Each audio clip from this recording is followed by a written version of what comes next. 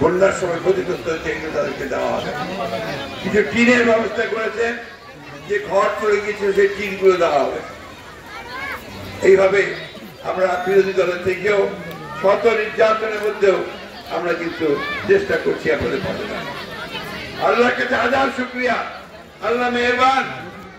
এইখানে এতদিন ধরে যারা আপনাদের অত্যাচার করেছে, নির্যাতন করেছে, আওয়ামী লীগের সেই দস্যুরা আজকে পালিয়ে গেছে, তাই না? কে পড়াইছে?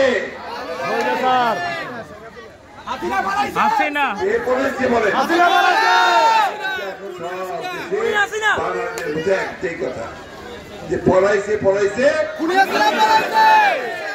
তাই না? কেন পালিয়েছে? দেশের উপর এত অত্যাচার করেছে, এত নির্যাতন করেছে, এত মানুষ মেরেছে, ছেলেদের বাচ্চাদের মেরেছে, যার ফলে আজকে তাকে দেশের মানুষ তাড়িয়ে দিয়েছে, তাই না? তো আমি বক্তব্য এখন বাড়াবো না, রাজনৈতিক বক্তব্য আমরা জনসভায় দেব।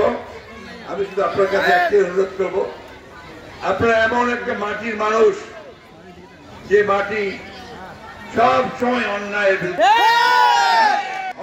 বিরুদ্ধে কোনদিন মাথা নত করে নাই।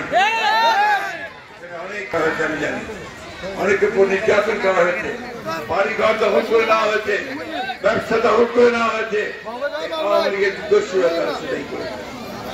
আজকে আমার সেখান থেকে আমরা অশেষ রহমত, আমাদের ছাত্র জনতার উত্থানের মধ্য দিয়ে আমরা সেখান থেকে বেরিয়ে আসি।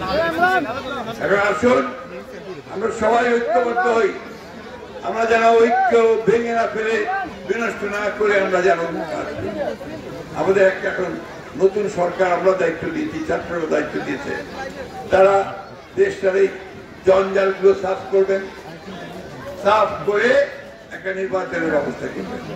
সেই নির্বাচনের মধ্য দিয়ে নতুন করে পার্লামেন্ট সরকার গঠন হবে।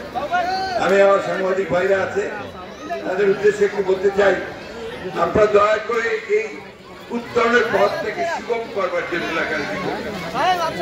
কণ্ঠকাঠিন্য যেন কেউ না করতে পারে সেদিকে লক্ষ্য রাখবে।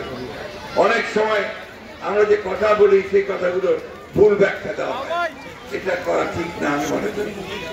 যেমন একটা কথা আজকে পুলিশের বলার দরকার আছে, যে আমাদের প্রধান উপদেষ্টা ডক্টর মোহাম্মদ ইউনূস, তিনি একজন অত্যন্ত সম্মানীয়, আমরা দেশের প্রতিটা মানুষ তাকে সম্মান করি, বিদেশে করে, সারা বিশ্বে তার নাম।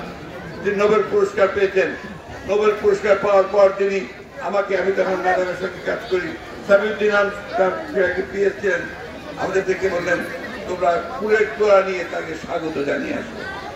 সেই ছবি এখন আমার কাছে আসে। সেই মানুষকে আমরা দায়িত্ব দিয়েছি এই দেশের জঞ্জাল সম করার জন্য। তিনি কাজ শুরু করেছেন, রাতারাতি তো সবকিছু হয়ে যাবে না। এই 15 বছরের যে জঞ্জালকে সাফ করতে সময় লাগে, কিন্তু আপনার 3 মাসের মধ্যে কিছুটা পুরোপুরি সম্ভব। অনেক কাজ করেছেন, তাই না? শান্তি শৃঙ্খলা ফিরে এসেছেন তো? আওয়ামী লীগের লোক কি অত্যাচার করতে পারে? পারেছে না? কাজ শুরু হয়েছে, তাই না? এখন ওনাদেরকে একটু সময় দিতে হবে। ওরা কাজ শেষ করে ফেললে নিশ্চয়ই নির্বাচন হবে এবং জনগণের সরকার আসবে।